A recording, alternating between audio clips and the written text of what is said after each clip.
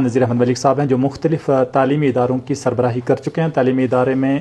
ایک اہم محاذ پہ رہ چکے ہیں اور نہ صرف ٹیچر رہ چکے ہیں بلکہ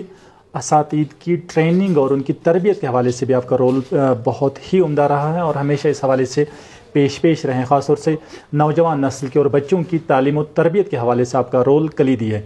یونٹ ٹاکس میں آپ کو خیر مقدم کرنا چاہوں گا۔ شکریہ آپ کا یہاں پہ بلانا، تو اس کے لیے میں تہہ دل سے آپ کا اور ساری ٹیم کا شکریہ ادا کرنا چاہوں گا۔ میرا اہم سوال یہی رہے گا کہ آج جو ہے نشے سے پاک کشمیر اور نشے سے پاک بھارت کی پہلے مہم چلی تھی، تو یہ اس مہم کو آپ کس نگاہ سے دیکھتے ہیں؟ کیا واقعی اس چیز کی ضرورت ہے؟ کیونکہ ابھی نوجوانوں میں اس چیز کی لت لگ چکی ہے، حتیٰ کہ بہت ہی ٹین ایجر ہوتے ہیں لیکن اس چیز کے شکار ہوتے ہیں، کیا آپ کا تجزیہ ہے؟ دیکھیے رضوی صاحب، یہ تو ایک اہم اور نازک مسئلہ ہے، کیونکہ کسی بھی قوم کا ڈپینڈنس اگر ہے تو وہ نوجوان ہے، بے شک، اور یہی نوجوان اگر اپنے راستے سے بگڑ گیا، مورلی ڈیگریڈ ہو گیا، یا کچھ ایسی چیزوں میں اس کی لت پڑ گئی جو اس کی جوانی بھی کھا جاتی ہے، اس کے کنبے کی عزت بھی، اس کے والدین کا چین و سکون بھی کھا جاتی ہے، تو اس کے خلاف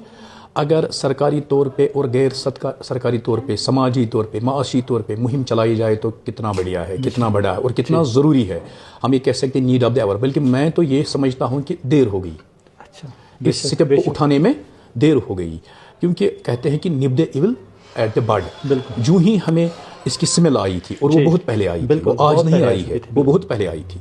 ٹیچر کو پہلے آ جاتی ہے، کیونکہ ٹیچر کا ڈائریکٹ رہتا ہے ایک کنٹیکٹ اسٹوڈنٹس کے ساتھ، اسی ٹین ایجرز کے ساتھ، ان کو پہلے سے ملا جاتی ہے، لہٰذا انہوں نے انفارم کیا ہوگا، اگر نہیں کیا تو وہ ان کی سمجھ لو کہ میں اس کو بہت بڑی بددیانتی سمجھتا ہوں، کرنا چاہیے تھا، پیرنٹس کو انفارم کرنا چاہیے تھا، تو یہ ایک ضروری اسٹیپ ہے جس کے ساتھ ہمیں جڑنا چاہیے اور کام کرنا چاہیے۔ حضور، میں جاننا چاہوں گا کہ اکثر یہ ہوتا ہے کہ اگر ہمارے گھر میں کوئی بچہ، کوئی نوجوان اس کا شکار نہیں ہے تو ہم پھر کہتے ہیں ٹھیک ہے، پھر یہ معاملہ ہمارا نہیں، یہ مسئلہ پھر ہمارا نہیں ہے، کسی اور کا ہو سکتا ہے، سوسائٹی کا ہو سکتا ہے، میرے پڑوسی کا ہو سکتا ہے، لیکن میرا مسئلہ نہیں ہے۔ لیکن دیکھنے کو یہ ملا ہے کہ آج اس کی اور کل میری باری ہے، یہ ایک وبا ہے، یہ ایک وائرس ہے، یہ پھیلتی ہی جاتی ہے، تو کیا تجزیہ وال؟ یہ ملت کا مسئلہ ہے، ایک فرد کا مسئلہ ہے، ملت کا مسئلہ ہے، بغیر مذہب اور ملت، یہ انسانیت کا مسئلہ ہے۔ اس کے لیے ایک ایگزامپل دی ہوئی ہے ہمارے فلاسفرز نے، ہمارے نبیوں نے، ہمارے ولیوں نے، ایک جہاز سمجھ لیجیے، 3 منزلہ کا، بے شک،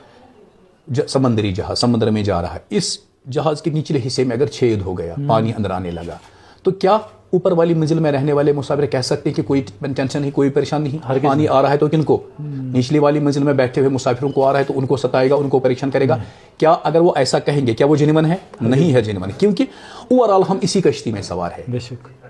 اس میں نہ مذہب ہے، اس میں نہ سکھ ہے، نہ ہندو ہے، نہ مسلمان ہے، نہ بڑا ہے، نہ چھوٹا ہے، نہ امیر ہے، نہ غریب ہے، کیونکہ لت جب لگ جاتی ہے تو کسی کو پکڑ لگے۔ لہٰذا میں ان والدین کو یہ میسیج دینا چاہوں گا کہ جن کے بچے ماشاء اللہ سیف ہے، دور ہے اس سے، کیونکہ ایسے تو زیادہ ہی ہے، اچھی خاصی تعداد تو انہی کی ہے جو اس میں نہیں ہے انوالو، مگر کب بچہ ہمارا بگڑ گیا، کب وہ ڈٹریک ہو گیا، کب اس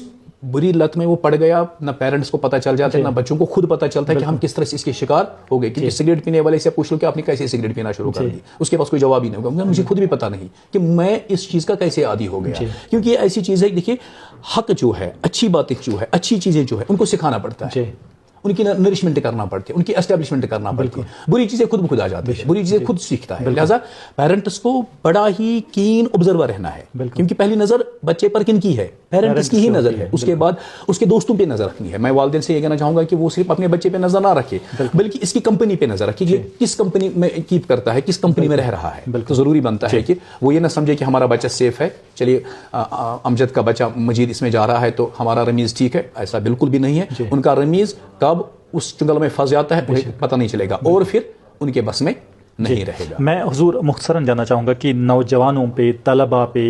کیا مشورہ ہے آپ کا، کیا انہیں کرنا چاہیے، کس حوالے سے وہ آپ معاشرہ ساز ہو سکتے ہیں، اور ملت کی تقدیر ایک جوان کے ہاتھ میں ہوتی ہے، تقدیر ساز ہو سکتے ہیں ایک نوجوان؟ میں اپنے نوجوانوں سے اتنا ہی کہنا چاہوں گا کہ انہیں جو یہ زندگی ملی ہے بڑی پریشس ہے۔ دیکھیں، ان کو اگر ایسا لگتا ہے کہ ہمیں سوسائٹی اپنا نہیں رہی ہے، فار ایگزامپل، کیونکہ وہی بچے اکثر ڈرگس کا شکار ہوتے جن کو لگ رہا ہے کہ ہمارے لیے کوئی پلیسمنٹ نہیں ہے، بالکل ہم اکوموڈیٹ نہیں ہو رہے سوسائٹی میں، ہمارے پاس جاب سیکورٹی نہیں ہے، کیونکہ ایسا ہی لگ رہا ہے، یا ایسا بھی ہوتا ہے کہ کبھی کبھی پیرنٹس کے ڈانٹ ڈپٹ سے بھی بچے بگڑ جاتے ہیں اور دوسری راہیں اختیار کر لیتے ہیں۔ دو باتیں، ایک پیرنٹس کی ذمہ داری ہے کہ وہ بچوں کو سمجھے، بالکل ان کے دوست بنے، ان کی ضرورتوں کو دیکھ لیں, ان کی کیا ضرورت ہیں, ایسا نہ ہو کہ وہ ہاتھ پھیلائے کہیں اور جو انہیں مجبور کرے کہیں پر جانے کے لیے. دوسری بات نوجوانوں کے لیے انہیں سمجھنا چاہیے کہ ان کے پاس جو بڑا سرمایہ ہے, بڑی پراپرٹی ہے, وہ ہے ان کی جوانی, یوتھفلنس. نبی رحمت نے بھی ہمیں بتا دیا ہے کہ اللہ تعالیٰ جب قیامت میں پوچھے گا انسان سے تو 4-5 کوسچن پوچھے گا. ان 5 کوسچنز میں سے ایک کوسچن ہوگا کہ جوانی کہاں گزاری, جوانی کہاں گزاری. جوانی کے بارے میں, بڑھاپے کے بارے میں نہیں پوچھا جائے گا, بچپن کے بارے میں نہیں پوچھا جائے گا, جوانی کہاں گزاری. دیٹ مینز کہ یوتھفلنس جو ہے, this is the proper and sound property of a human being. اس کی اگر قدر کرے ایک جوان تو دیکھو وہ کہاں تک چمک سکتا ہے, کہاں جا سکتا ہے. بالکل. نذیر صاحب آپ کا تہ دل سے شکر گزار ہے. انشاءاللہ ہم چاہیں گے آپ سے تفصیلی بیٹھیں گے اور تفصیلی بات ہوگی انشاءاللہ, کیونکہ سوسائٹی میں آپ کا اہم رول ہے. تو آئندہ بھی انشاءاللہ آپ سے استفادہ کرتے رہیں گے. ضرور انشاءاللہ, جب بھی آپ بلا لیں گے تو ہم چپل نہیں پہنیں گے, ہم ننگے پیر آئیں گے, کیونکہ یہ آپ کا مسئلہ نہیں ہے, میرا مسئلہ نہیں ہے, ہم سب کا ملا جلا مسئلہ ہے. اس بارے میں اگر کوئی بھی کنٹریبیوٹ آپ کر سکتے ہیں, میں کر سکتا ہوں, ہمیں پیچھے نہیں رہنا چاہیے. شکریہ. میں پورے پوڈ کاسٹ ٹیم کا شکریہ ادا کرنا چاہوں گا, دی یونٹی ٹاک کے تمام ممبران کا شکریہ کرنا چاہوں گا, آپ کا خصوصی طور پر شکریہ ادا کرنا چاہوں گا. السلام علیکم.